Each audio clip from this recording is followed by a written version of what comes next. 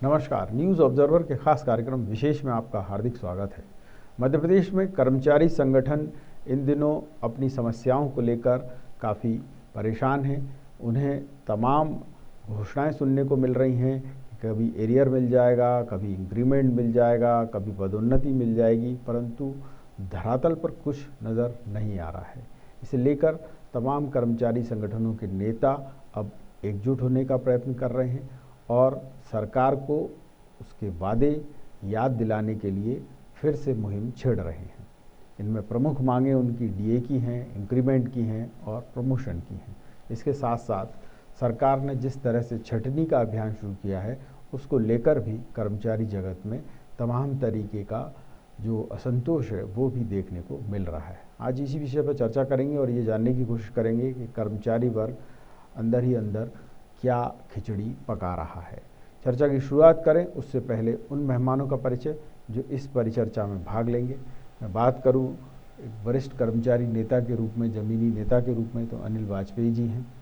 सभी कर्मचारी संगठनों का समन्वय वे देखते हैं और इस समय मध्य प्रदेश में जो कर्मचारियों की समस्याएं चल रही हैं उन पर वे रोशनी डालेंगे। दूसरे कर्मचारी नेता हैं बलवंत सिंह रघुवंशी जी और वो हमें बताएंगे कि निगम मंडलों में जिस तरीके की अराजकता की स्थिति है उनके हिसाब से वो कैसे दूर होगी और सरकार उसके लिए क्या क्या जतन कर रही है। चर्चा की शुरुआत करने से पहले सबसे पहला सवाल मैं आपसे पूछूंगा वाजपेयी जी कि किन बातों को लेकर कर्मचारी इस समय नाराज हो रहे हैं।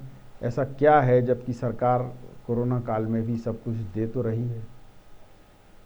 निश्चित तौर पे तिवारी जी, सरकार जो कह रही है कि मैं कोरोना काल में, सब पूरे विश्व में इस चीज़ मालूम है, लेकिन सारी समस्याएं कोरोना काल में कर्मचारियों के ऊपर ही नुकसानदायक क्यों हो रही हैं। आपने इंक्रीमेंट रोकने का प्रयास किया, दे दिया 1 जनवरी 3 जुलाई से 3% प्रत्येक कर्मचारी इंक्रीमेंट ऑटोमेटिक लगता था, उन्होंने बंद कर दिया। दूसरा मुद्दा, उन्होंने डीए 13% हमारे कर्मचारियों का सेंट्रल से भी बकाया वो भी नहीं दिया। तीसरा मुद्दा, उन्होंने अगर एक तरफ कर्मचारी के हितों के लाभ तो देखते हुए नहीं दे रहे हैं, लेकिन कर्मचारी विरोधी आदेश लगातार जारी हो रहे हैं। उदाहरण के लिए 20-50 जिनकी 50 साल की आयु या 20 साल की सेवा हो गई है, उन कर्मचारियों को आए दिन बल्लभ भवन से छटनी करने के आदेश डेली उनके प्रसारित हो रहे हैं और उस पर स्मरण पत्र दिया जा रहा है कि आपके यहाँ क्या क्या कार्रवाई हुई। चौथा लाभ अनुकंपा नियुक्ति का है। अनुकंपा नियुक्ति एक ऐसी समस्या है कि जो अनुकंपा नाम ही उसका अनुकंपा है, तो उसमें टाइपिंग सीपीसी की जो परीक्षाएं होती हैं, विगत 2 साल में परीक्षाएं हो नहीं रही हैं, टाइपिंग बोर्ड की परीक्षाएं हो नहीं रही हैं। उन कर्मचारियों का आदेश निकालने की पूरी शर्त लगाते हैं कि आपको इसको पूरा करना पड़ेगा, नहीं करोगे तो आपकी समाज शांत हो जाएंगी। तो उसको बढ़ा के उन्हें 2 साल भी 1 साल और बढ़ाया, उन्होंने 3 साल कर दिया है। अगर वो 3 साल में परीक्षाएं नहीं होंगी तिवारी जी, तो उन कर्मचारियों का क्या दोष है। और कर्मचारी उसी आदेश को लेकर अनुकंपा श्रेणी के नियुक्तियों को भी इनकी सेवा समाप्त करने, उसमें एक आदेश लिख दिया, अगर आपने परीक्षाएं पास नहीं की 3 साल बाद आपकी सेवाएं समाप्त कर दी। इस संबंध में कर्मचारी संगठनों से हमारी बहुत सारी चर्चा हो रही हैं और चर्चा के माध्यम से मैं ये कहना चाहूँगा प्रदेश के कर्मचारियों को, हमारी प्रशासन की मुखिया को भी, कि कोरोना के नाम से सिर्फ कर्मचारियों को डराने वाले जो आदेश हैं वो रोके जाएं। वो मूलभूत समस्याएं हैं, मूलभूत कर्मचारियों की समस्याएं हैं, वेतन वृद्धि है या आपका इंक्रीमेंट है, पदोन्नति चूंकि न्यायालय में विचाराधीन, लेकिन पदोन्नति के में दूसरे रास्ते भी अपनाए जा सकते हैं, वो मूलभूत समस्या वो दी जाए। और दूसरे क्या रास्ते अपनाए जा सकते हैं, कैसे प्रमोशन मिलेगा।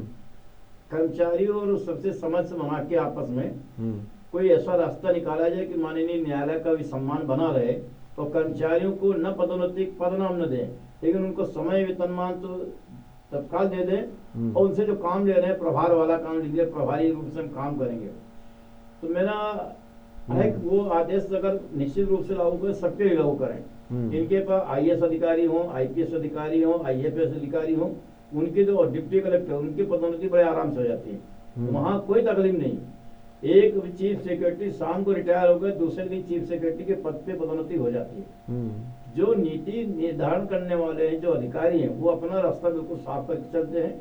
निचले अधिकारियों को, जैसे दैनिक वेतन कर्मचारियों को है, स्थायी कर्मी बनाना है। अभी हमें उदाहरण के लिए भोज यूनिवर्सिटी के कर्मचारियों को 7वां वेतनमान लागू नहीं हो रहा है, आखिर आंदोलन करना पड़ा। आंदोलन करने के बाद वहाँ के अधिकारियों ने 1/16 से 7वां वेतनमान का आदेश जारी किया, स्थायी कर्मी का आदेश जारी किया।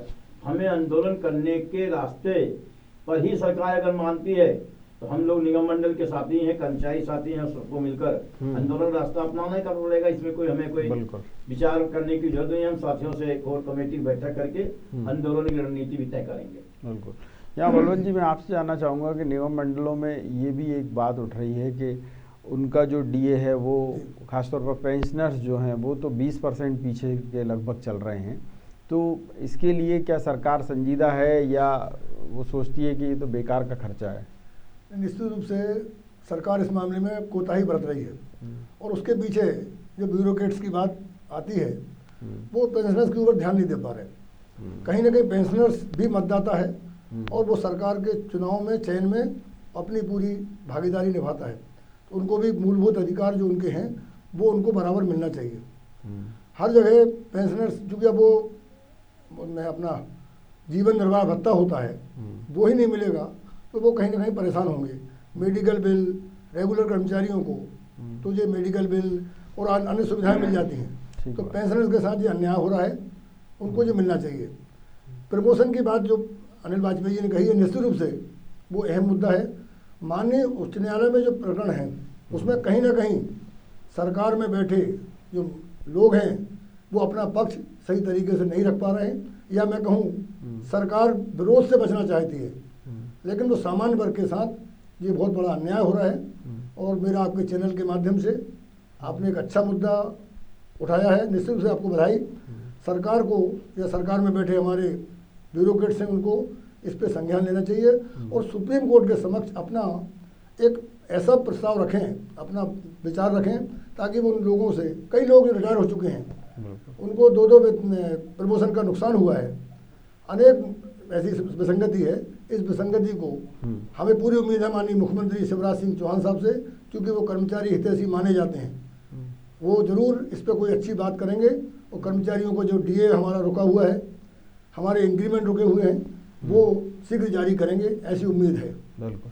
यहाँ वाजपेयी जी, मैं आपसे जानना चाहूँगा कि कर्मचारी वर्ग के बारे में एक भ्रांति है या एक धारणा बन गई है आम जनता की भी कि सरकारी ऑफिसों में काम नहीं होता है, कर्मचारी समय से आते नहीं हैं, समय से बैठते नहीं हैं, जनता के काम समय से नहीं निपटाते और शासन का जो खर्चा है वो लगभग 80-90% जो है वो एस्टेब्लिशमेंट पे ही, मतलब कर्मचारियों पर और व्यवस्थाओं पर ही खर्च हो जाता है।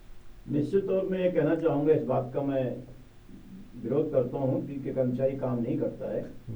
अगर कर्मचारी काम नहीं सके, कोरोना कोविड तरीके उसमें सारे कर्मचारी, चाहे डॉक्टर वर्ग हो या पुलिस वर्ग का कर्मचारी हो या स्वास्थ्य विभाग का अमला रहा हो या हमारे नगर निगम का अमला रहा होगा, ये सारे लोग तन मन से बिल्कुल उसमें लगे हुए हैं।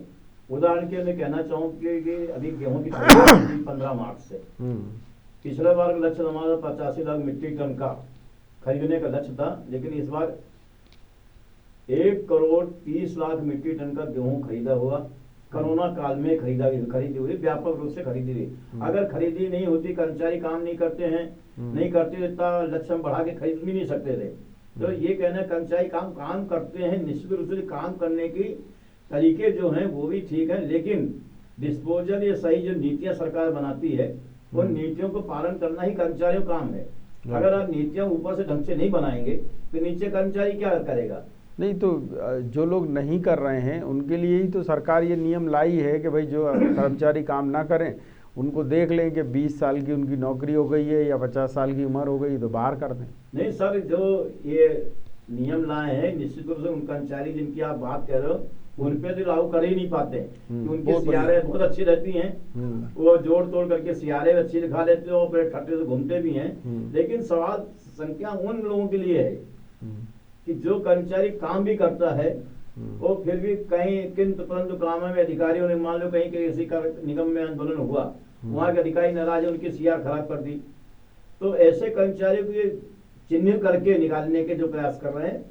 जो काम तो मैं गारंटी से कहता हूँ अगर काम नहीं होता तिवारी जी मैं स्वास्थ्य अमला को आपके टीवी के माध्यम से बधाई देता हूँ। पुलिस कर्मचारियों को जो मैं पूरे टाइम लगे रहे, आपके परिवहन के कर्मचारी लगे रहे, आपके अभी स्कूलों के जो मास्टर लोग ये भी ठीक लगे है, हैं। नहीं ठीक है, ये तो मैदानी हमला हो गया। हाँ। पर कई जगह ये देखने में आता है, जैसे अब मंत्रालय की बात कर लें या जो डायरेक्टरेट्स हैं उनकी बात कर लें, कोरोना काल के बाद से एक अघोषित सा, जिसको कहते हैं ना, कर्फ्यू जैसा लग गया है कि जनता वहाँ जा नहीं सकती है, कर्मचारी वहाँ आ नहीं रहे हैं। जनता क्या करे, घर बैठे तो उनके काम होते नहीं है ऑनलाइन। जरा सा भी कोई प्रमाण पत्र बनाना है तो उसको ऑफिस जाना ही पड़ेगा। अब खुद सीएम ही कह रहे हैं, अभी जो उन्होंने समीक्षा की या औचक निरीक्षण किया भोपाल का, तो उसमें उन्होंने खुद कहा कि भाई बिना लेन देन के प्रमाण पत्र बन जाए, बिना लेन देन के लोगों के काम हो जाएं। वो तो हो ही नहीं रहे हैं, इसका मतलब मुखिया ही कह रहे हैं। निश्चित रूप से मैं आपकी बात का समर्थन करता हूँ।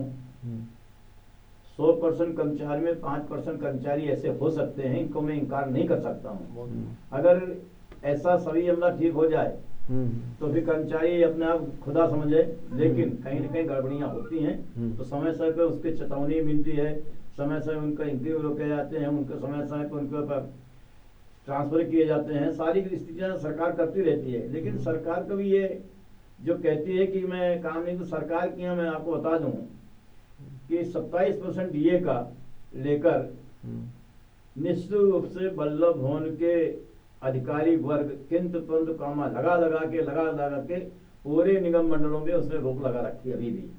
अभी सरकार ने आदेश दिया कि 10-12 हजार रुपए लोगे आपको एडवांस दिया जाएगा। ये दुनिया बहुत सारे आदेश निकाले गए, तो उन आदेशों से कर्मचारियों का नुकसानी वाले आदेश निकाले गए।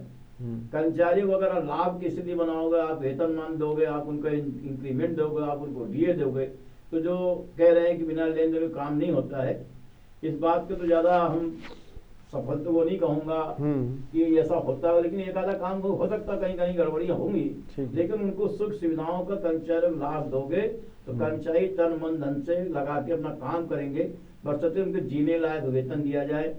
आपके पूरे मध्य प्रदेश में कम से कम 90,000 श्रमिक वर्ग से 10-10 साल से काम कर रहे हैं तिवारी जी। उसके बाद इन कर्मचारियों का भविष्य निधि शाखा कहने के बावजूद उनका श्रमिकों का पीएफ भी नहीं काट रहे हो आप कर्मचारियों को टोटल देखा जाए तो आउटसोर्स पे कर्मचारी रखने की जो नीति बना रहे हो आप धीरे धीरे, उसका मैं सख्त विरोध इसलिए करता हूँ कि इनके एक बंधुआ मजदूर बनाने की जो सरकार काम कर रही है, इससे भी कर्मचारी बहुत दुखी है। वल्लभ भवन में मैं दावे से कह सकता हूँ कि 490 कर्मचारी आज भी आउटसोर्स के नाम से निगम मंडलों के वहाँ काम कर रहे हैं, और कर्मचारी समस्या पर आईएएस, आईपीएस, आईएफएस ये कहते हैं कि ये जो कॉन्ट्रैक्ट बेस पे रखे जाते हैं आउटसोर्स वाले जो कर्मचारी हैं, ये ज़्यादा बेहतर ढंग से काम करते हैं बनस्पत जो रेगुलर लोग हैं, क्योंकि रेगुलर लोगों को मालूम है कि उनको तो कुछ होना ही नहीं है, तनख्वाह मिलना ही है उन्हें, तो उनमें एक जिसको कहें लचरता सी आ जाती है। ये कर्मचारी ज़्यादा अच्छे काम करते हैं, ऐसा उनका अनुभव है। नहीं, उनका अनुभव अपनी जगह पे सही है, लेकिन कर्मचारी अमला जगत लगातार कम से कम मैं कहना चाहूँगी 20 साल से नई भर्ती नहीं हुई है। एक कर्मचारी रिटायर होते चले गए हैं, आज कर्मचारी संख्या वैसे भी कम हो गई। बेसिकली मैं उस समय वल्लभ भवन या पूरे मध्य प्रदेश में एक समय 3,65,000 कर्मचारी हुआ करता था, आज वो घटकर कम कर सब 1,80,000 बचा है।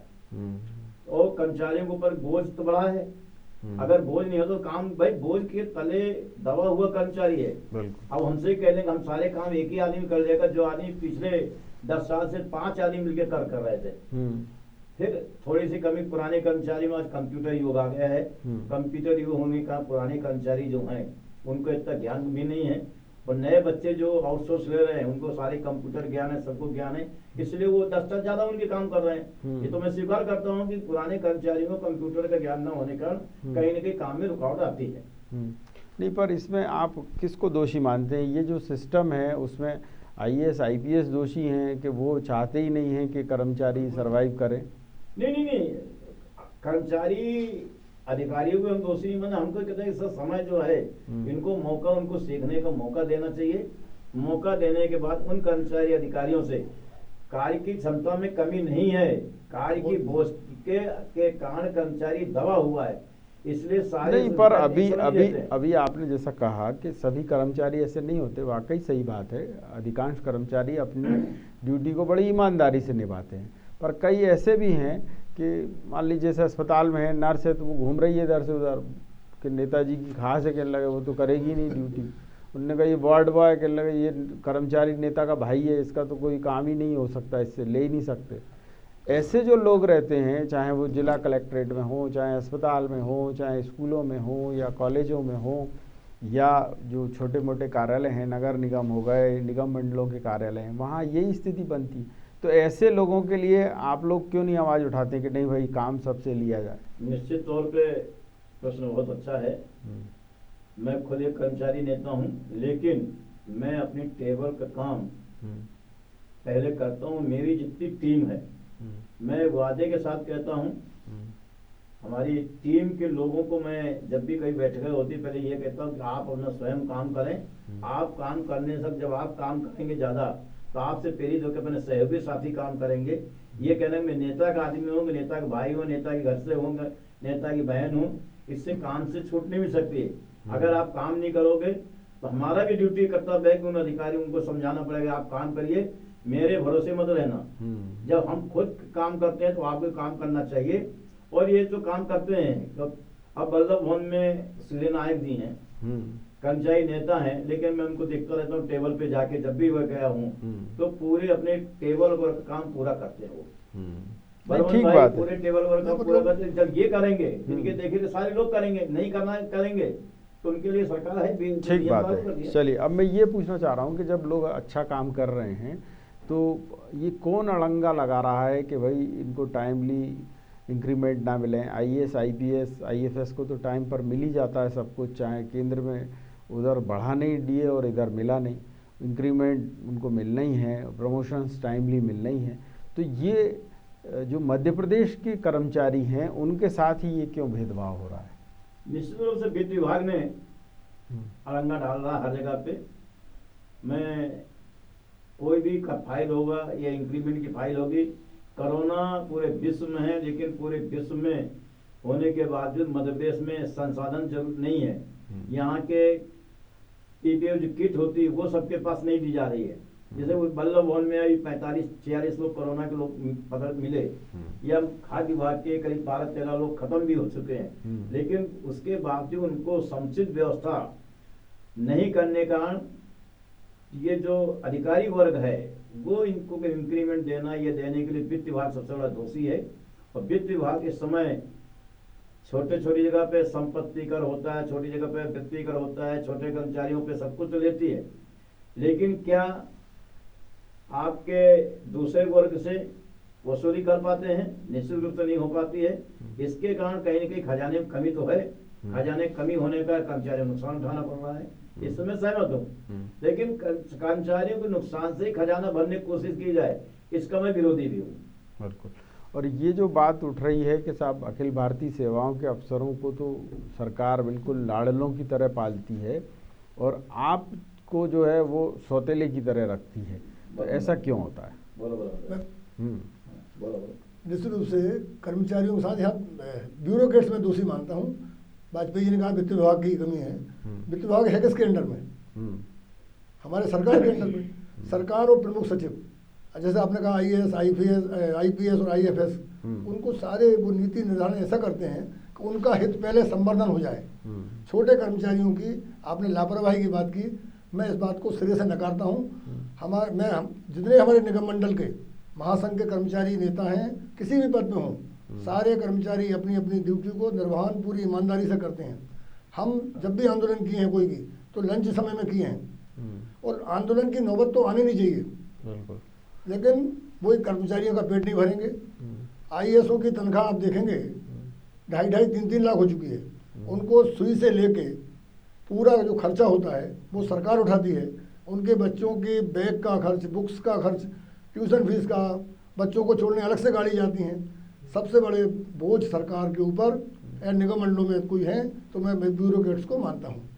ठीक है, आप उनको मानते हैं, पर सवाल यहाँ ये उठता है कि कर्मचारी अगर अपनी बात रख रहे हैं तो क्या सरकार सुन रही है? अभी तक जब आपने देखा कमलनाथ जी की सरकार रही तो क्या उन्होंने आप लोगों को बुला के कभी बात की या शिवराज जी की सरकार ने बात की आप लोगों से? निश्चित रूप से कमलनाथ जी ने बड़े बड़े वादे किए थे, हमारे 67 सूत्रों को अपने वचन पत्र में शामिल कर लिया।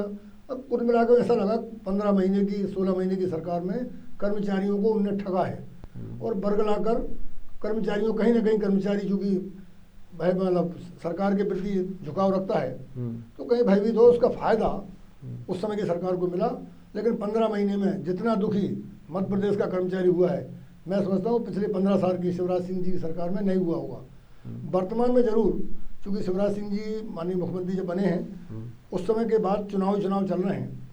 अब फिर नगर निगम को चुनाव आने वाले हैं, पंचायतों के, जिला पंचायतों के चुनाव आने वाले हैं। तो हमारा निवेदन यही है कि इन चुनाव के पहले सारे कर्मचारियों को जो उनके मौलिक दायित्व हैं, जो उनकी सुविधाएं हैं, वो जारी कर दें, अन्यथा कहीं ना कहीं विरोध का सामना सरकार को झेलना पड़ेगा। बिल्कुल। यहाँ वाजपेयी जी, मैं आपसे जानना चाहूँगा क्या कर्मचारियों में अब पहले जैसी एकता नहीं रही या फिर सरकार तोड़ देती है आप लोगों को कि अच्छा है वाजपेयी जी अलग हो जाएं, रघुवंशी जी अलग हो जाएं, सुधीर नायक अलग हो जाएं, वीरेंद्र खोंगल अलग हो जाएं, ऐसा कुछ? निश्चित तो सरकार की एक चाल तो हमेशा रहती है। उस चाल के माध्यम से कोई भी भोपाल में पंडित नारायण प्रसाद शर्मा जी, पंडित देव प्रसाद शर्मा जी या पंडित सत्यनारायण तिवारी जी, इनके कार्यकाल में एक आंदोलन जब भी होता था, एक ब्रजेश तिवारी जी अधिकारी संघ के, तो एक आवेदन देने पर चीफ सेक्रेटरी कार्यालय में जो हंगामा मचाता था पूरे प्रदेश में, किन तीनों संगठनों ने एक आंदोलन का नोटिस दिया है। सरकार सोचती थी यार कुछ होने वाला है। आज 21 मान्यता प्राप्त संगठन और 4000 गैर मान्यता प्राप्त संगठन, किसी का नोटिस देने सरकार को कोई फर्क नहीं पड़ने वाला है, क्योंकि हर जितने मान्यता प्राप्त संगठन उनमें 2-2, 3-3 संगठन के प्रांताध्यक्ष बन गए। तो मेरा कहीं न कहीं कर्मचारी नेताओं को मैं इसमें दोषी मानता हूँ। सरकार तो अपनी चाल में सफल हो जाती है, लेकिन कर्मचारी नेताओं को बैठकर जो मोर्चे भी बनते हैं तो उसमें मोर्चे में 2 घटक पहले बन जाते हैं कि मैं इनका हूँ, मैं इनका हूँ। तो इसमें ब्यूरोक्रेसी की सफल चाल है। ब्यूरोक्रेसी सिर्फ चाहती है कि साहब कभी एक ना हो पाए, इसलिए कुछ ना कुछ एक दूसरे को चारा डालने की कार्रवाई करती है। मैं उदाहरण के आपने कमलनाथ जी का बोला, कमलनाथ जी किसी भी कर्मचारी संगठन को 15 महीने सरकार रही होगी, किसी कर्मचारी संगठन से मिलने का उन्होंने कई प्रयास कर्मचारी संगठनों ने किया, लेकिन उन्होंने मिले नहीं। दुर्भाग्य है, सौभाग्य से हम लोगों को एक मुलाकात करने का मौका मिला, क्योंकि वेयर हाउसिंग कारपोरेशन नागरिक आपूर्ति निगम में आयु सेवानिवृत्ति आयु 60 थी, उसको 62 करने का मैंने 12 अगस्त 28 नवंबर को 2 बड़े आंदोलन किए। उसके बाद किसी भी माध्यम से जब हम लोग उनसे मिलने के बाद उनसे मैंने कहा सर ये स्थिति है हम लोगों की, अब आपको आयु सीमा बढ़ाना है। तो सब बातें हमारी सुनी, लेकिन मेरे को कहीं न कहीं लगा कि ब्यूरोक्रेसी उनके आगे हावी हो गई और ब्यूरोक्रेसी को निर्णय नहीं होने दिया। लेकिन उसके बाद ये नई सरकार आई, उसमें प्रमुख सचिव खाद्य जब शिवशेखर शुक्ला जी बन के आए, वही निर्णय उन्होंने लागू कर दिया 31 मार्च को। तो मतलब ये दोनों में सरकारों में अंतर है। ब्यूरोक्रेसी को किस प्रकार चलाना है ये मुख्यमंत्री के ऊपर निर्भर रहता है, वो घोड़सवार रहता है, घोड़े उससे चलते हैं। लेकिन मैं निश्चित रहूंगी कि सरकार से आशा करता हूँ कि मैं मुख्यमंत्री से शिवराज सिंह साहब से तो मिलना जुलना हमारा होता रहता है, और कोई हमें परेशानी भी कोरोना काल में भी माननीय गृह मंत्री ने हम लोगों को 4-5 लोगों को बुलाया था कि आपकी ये समस्या है, तो हमने उनको समस्या गिन के भी बता भी दिया था। उस पर हमको लेटर भी आ रहे हैं, कार्रवाई जारी कर रहे हैं। लेकिन मैं चाह रहा था कि कर्मचारियों के हित के निर्णय के लिए कर्मचारी कल्याण आयोग जो गठन हुआ अभी उसका अध्यक्ष पद खाली है, उसको तत्काल भरा जाए। कर्मचारी कल्याण आयोग की जो नीति निर्णय है उसको अगर पालन कर दें। अब लिपिक वर्गों के 4-5 दिन पहले फिर कमेटी बना दी, इनकी भर्तियां कैसे करेंगे, इनकी वो शक्तियां क्या कहेंगी, विसंगतियां जो उनको नहीं कर रहे हैं, लेकिन उस पर एक और बैठक कर दी। जो कमेटी बना रहे हैं, कमेटी बार-बार बनाने से कोई मतलब नहीं है, ठोस निर्णय लेना चाहिए। और मुख्यमंत्री जी को चाहिए कि कर्मचारी संगठनों में कोरोना काल हो, वीडियो कॉन्फ्रेंसिंग माध्यम से हो, ऐसे संगठनों को बुलाकर चर्चा करें। अन्यथा निश्चित रूप से जनवरी में हम लोग एक बड़ा आंदोलन तैयार करेंगे। वो आंदोलन पर्यावास में होगा उसकी डेट भी तय करें कि कर्मचारियों को ये समझ लें कि शासन कोरोना में कोई कर्मचारी आंदोलन नहीं करेगा। ये मुख्यमंत्री या शासन की गलत फहमी है। अगर कर्मचारी सड़कों में आ गया, जब वोट डालने के टाइम सड़कों में आ जाता है, अब किसान आंदोलन चल रहा है, उसमें लोग कितने प्रोबोनो नाले किसान अपनी जगह डटे हैं, ऐसे कर्मचारी जब अपनी जगह पे आ जाएगा तो इनको देना पड़ेगा। ठीक बात है। निश्चित रूप से हम लोग चाहेंगे हमको मिले, अन्यथा कर्मचारी परिणाम भुगतने को तैयार रहें, अधिकारी लोग। बिल्कुल, बहुत बढ़िया बात आपने कही है। और कहीं ना कहीं कर्मचारी नेता इसी बात को लेकर परेशान हैं कि शासन स्तर से उनकी उन बातों की सुनवाई नहीं हो रही है जो उनके लिए वर्तमान में बहुत महत्वपूर्ण है। न्यूज़ ऑब्जर्वर के खास कार्यक्रम विशेष में इतना ही, लेकिन यहाँ बेबाक खबरें निरंतर जारी रहेंगी। आप देखते रहिए न्यूज़ ऑब्जर्वर यानी सिर्फ खबर।